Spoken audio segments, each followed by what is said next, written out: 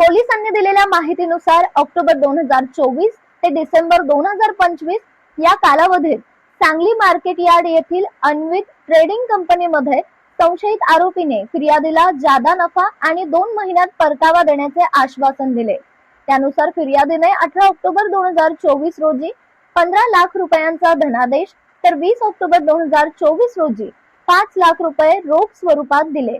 मुदतीत पैसे परत न दिल्यास 20 लाख रुपयांच्या किमतीचा सोयाबीन शेतीमाल देण्याचेही संशयित आरोपीने आश्वासन दिले होते।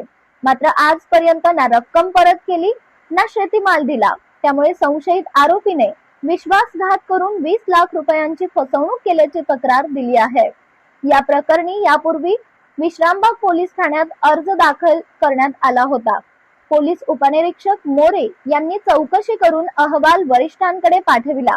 सांगली शहर विभागाचे उपविभागीय पोलीस अधिकारी यांनी गुन्हा दाखल करण्यास मंजुरी दिल्यानंतर विश्रामबाग पोलीस ठाण्यात गणेश पाटणकर यांच्यावर फसवणुकीचा गुन्हा दाखल करण्यात आला असून पुढील तपास सुरू आहे।